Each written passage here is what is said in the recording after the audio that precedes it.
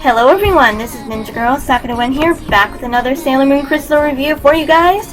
Today we got Sailor Moon Crystal, Act 35, Infinity 9, Infinite Labyrinth, Part 2.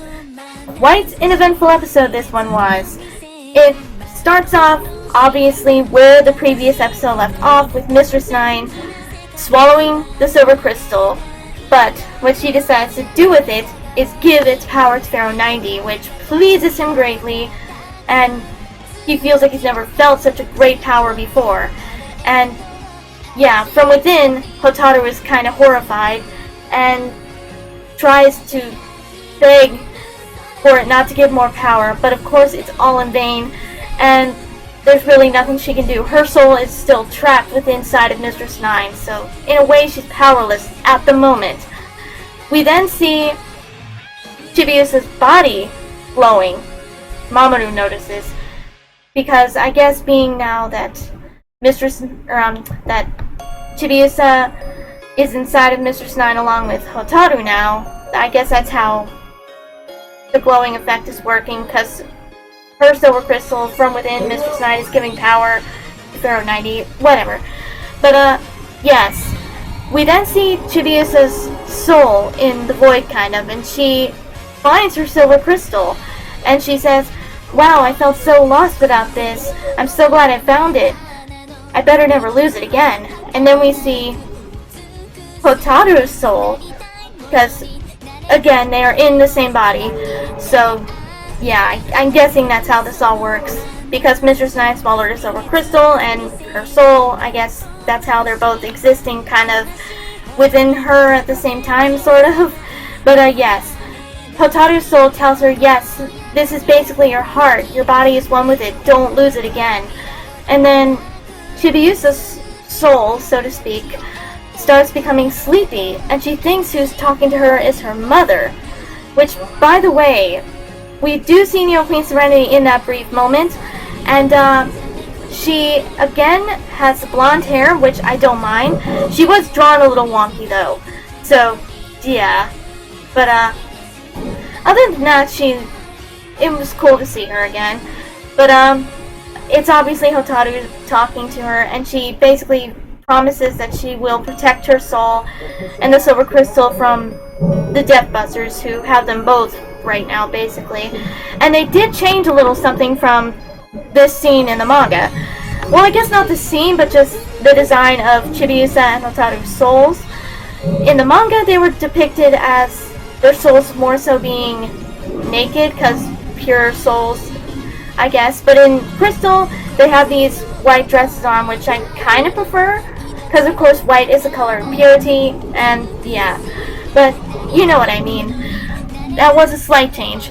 But meanwhile, the 9 Senshi, Outers and Inners, and Sailor Moon, of course, they're still trying to get through Mugen Academy, and they haven't found anybody else alive there, and what they decide to do is split up to continue looking. The Inner Senshi decide to continue going up, and Sailor Moon and the Outers decide to start heading toward the basement, where a certain somebody will be waiting for them. So, yes. And, they enter this elevator to start heading down, and Usagi is thinking to herself, I've got to get Chibiusa's soul and the silver crystal back fast. But I am scared. She admits to herself that she's scared of the Death Busters right now, because at the moment they seem unbeatable, almost. But, yeah.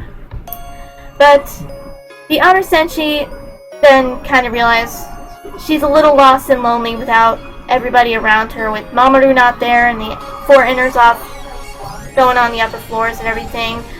And they tell her they understand her being a little lonely, because obviously, as the Outer Senshi, they were at certain posts. They had to stay on their planets watching from afar, and they never had contact with anybody, really. So, they explained what helped them whenever they were sad or lonely is they would think of Queen Serenity and Princess Serenity, and that would help them feel better. So that cheers Usagi up a little bit. Then, all of a sudden, the elevator just goes into this dark void. At least Sailor Moon goes into this dark void. and she feels there's no way out. She's scared. She doesn't know what to do. But then she remembers what the outer senshi said to her, and that it was her light that helped them when they were scared and lonely. And she decides, yes, I will be that light. I can do this. And she uses Rainbow Moon Heartache to clear away the darkness. And I guess it turns out it was sort of a spell on them, because they wake up in the elevator kind of just fine.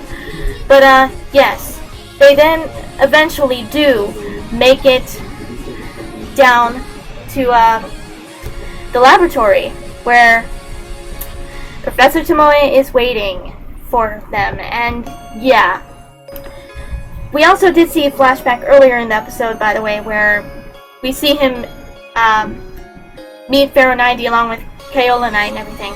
But yes, he is there and ready to confront the Senshi, and he actually transforms into his Daimon form and says that he is just this perfect form of a mix between human and alien, and yeah, blah blah blah. Egomaniac, kind of. In fact, earlier in the episode he says, I myself am a god. So, yeah. He's nuts. You guys, Professor Tomoe hasn't been acting as crazy as he used to in Sailor Moon S, but he's certainly shown that side of him this episode, that's for sure. So, yeah. But, yes, everyone just goes on the move, despite the fact that Daimons were attacking them because there were more of them.